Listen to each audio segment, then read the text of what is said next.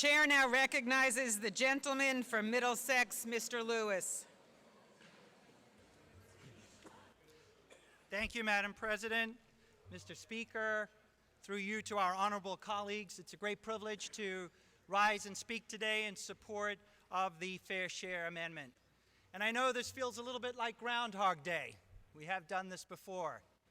But there's a very simple reason that we are here again in a constitutional convention. That's because we have unmet needs, tremendous unmet needs in our Commonwealth that are hurting our families and hurting our communities and is putting the economic future of our state at risk.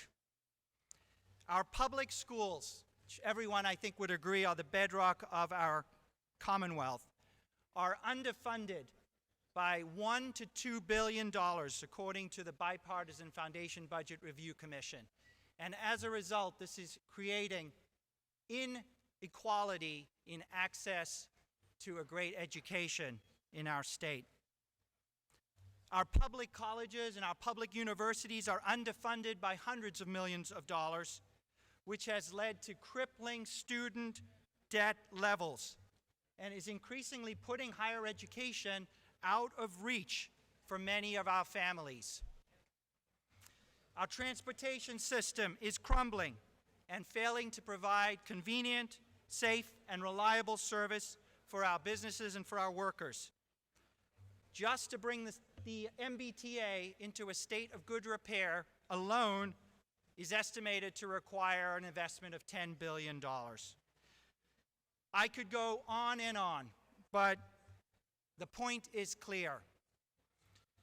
The question is, how can we best fund these important investments?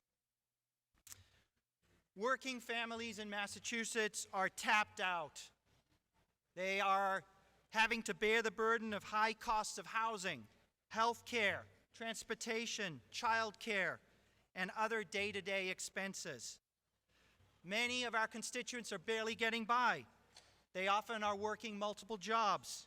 They're living paycheck to paycheck. Although they would greatly benefit from greater public investment in our schools, colleges, and transportation system, the reality is they cannot afford to pay higher taxes to fund these investments.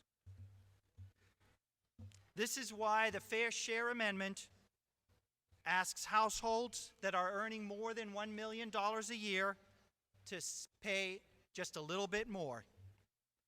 These wealthy households, these wealthy households have benefited the most from the economic growth that we've experienced in the past few decades.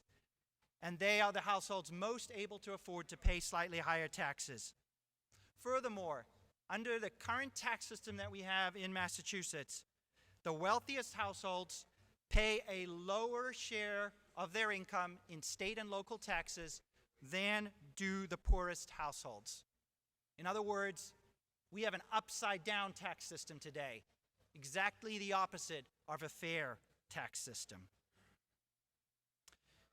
As you heard from Representative O'Day, the proposal before us today is exactly the same as the Citizens Initiative that previously garnered strong support from the public and from our legislators.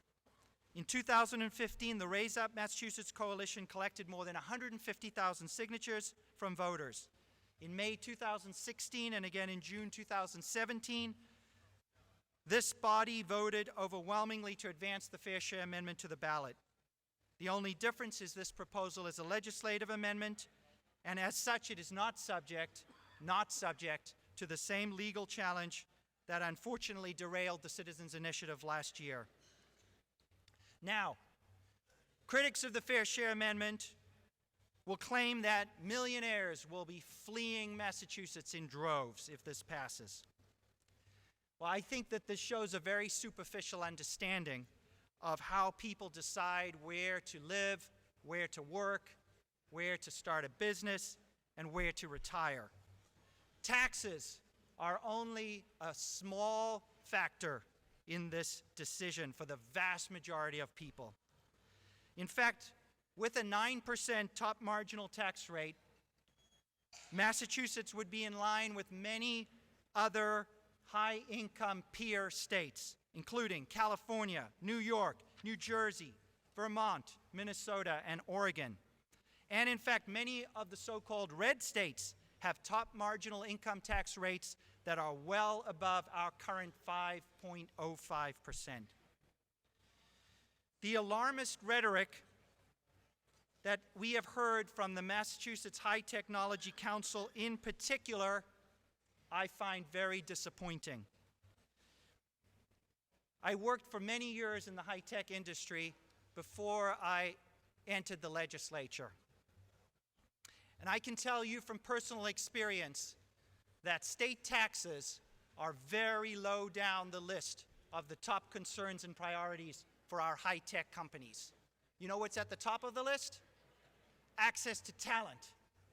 They are here in Massachusetts because they want access to the best educated, most innovative workforce. And what comes after access to talent? It's quality of life. That's what our businesses really care about. So by making these investments to make our schools even stronger, to make our colleges more affordable, to make sure our transportation system actually works, that's what our high-tech industry needs more than anything else. That's what's going to help them thrive. That's what's going to lead to more companies being created here, more innovation, and more job creation in Massachusetts. If high taxes were really such a concern, do you think Silicon Valley would be located in California? Silicon Valley, the greatest hub of innovation and job creation the world has ever seen. Do you know what the top marginal tax rate is in California? 13.3%. That's the top income tax rate in California. That's where Silicon Valley is located. Critics also claim that the Fair Share Amendment is going to hurt small businesses. But the reality is that this proposal makes no change to the basic structure of our tax code. Whether a person's income is from wages or from stocks, bonds, or the profits of an S-corp is irrelevant to the current or proposed tax rate. S-corp owners would continue to pay income taxes only on the profits of their business after subtracting all costs, only on the profits, and only when combined with other sources of income, and only when that income exceeds $1 million a year. And then again, they would only pay the additional 4%. I want to close by thanking Representative O'Day for his leadership.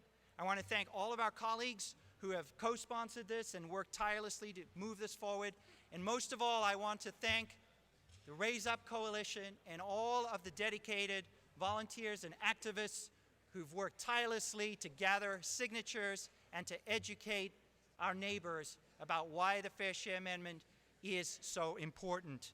I urge you to vote in favor of the Fair Share Amendment today so we can raise the revenue that we desperately need to invest in our Commonwealth, and that we can do so in the fairest way possible. Thank you, Madam President.